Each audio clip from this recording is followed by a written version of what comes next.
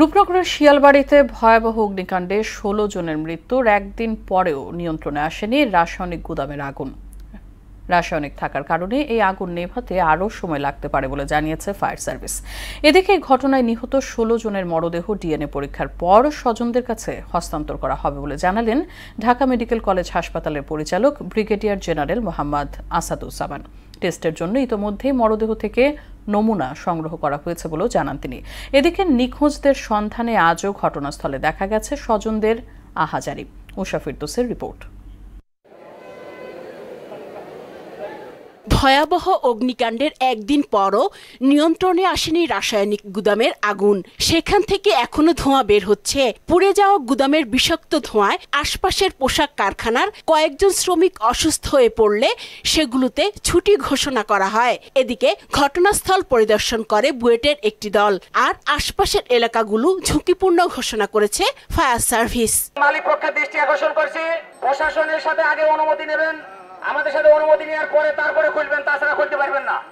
এটা আমরা ঝুঁকিপূর্ণ এলাকা হিসেবে চিহ্নিত করেছি এবং এখানে সিনসিকোড টেপ দেওয়া হবে।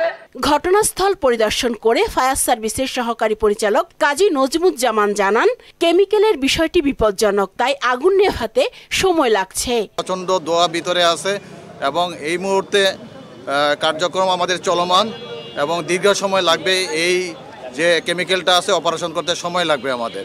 নিখোঁজদের সন্ধান পেতে ছবি হাতে ঘটনাস্থলে অপেক্ষা করছেন স্বজনরা। আগুন লাগার পর থেকে খোঁজ না পেয়ে বিভিন্ন জেলা থেকে ছুটে আসেন অনেকে। তাদের আহাজারিতে ভারী হয়ে ওঠে পুরো এলাকার বাতাস। আমার একটাই ছেলেটা হারাই গেছে, মারা গেছে, জীবিত আছে না, জীবিত যদি পাই তাহলে আলহামদুলিল্লাহ, আর যদি আল্লাহ খুশি নিয়ে থাকে তাহলে কেন মরতে হবে। কত মেডিকেল বিচারছি পাইনি, আবার এখনো খোঁজ করছি পাইনি, মুক্তায় নাইগা এই কথা কইছে মতন আমরা যেন বেউসের মতন হয়ে গেছি। যে কোনো ফ্যাক্টরি হোক, পিছন থেকে একটা গেট থাকবে, সাইডে একটা গেট থাকবে, সামনে একটা গেট থাকবে। আমরা কি করব? পিছনে সামনের গেটের সমস্যা, আমরা পিছনের গেটে বের হব। একই চিত্র ঢাকা মেডিকেলের লবিগুলোতে। স্বজনদের না পেয়ে ছবি হাতে কান্নায় ভেঙে পড়েন তারা। কষ্টের এ অপেক্ষা যেন অনন্তকালের। আমরা ওইখানেই খুঁজছি, ছবি নিয়ে খুঁজছি, কিন্তু আমরা পাইতেছিলাম না, কেউ কোনো সন্ধানই দিতে পারে নাই।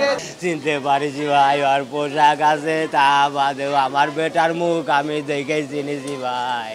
এদিকে ঢাকা মেডিকেলের পরিচালক ব্রিগেডিয়ার জেনারেল মোহাম্মদ আসাদুজ্জামান জানান, ময়নাতদন্ত ও ডিএনএ নমুনা রেখে পরবর্তীতে লাশ স্বজনদের কাছে হস্তান্তর করা হবে। সবার ডিএনএ স্যাম্পল রেখে তারপরে লাশ হস্তান্তর করা হবে যারা ক্লেম করছে, আর যেগুলো কেউ ক্লেমেন্ট নাই বা আননোন থাকবে সেগুলো হয়তো আমরা কয়েকদিন দেখব, তারপরে হয়তো বা আঞ্জুমানে মুফিদুল ইসলামের কাছে হস্তান্তর করা হবে। ইতোমধ্যেই মর্গে থাকা ১৬ মরদেহ থেকে নমুনা সংগ্রহ করা হয়েছে বলেও জানান তিনি। উষা ফিরদৌস, মোহনা সংবাদ, ঢাকা।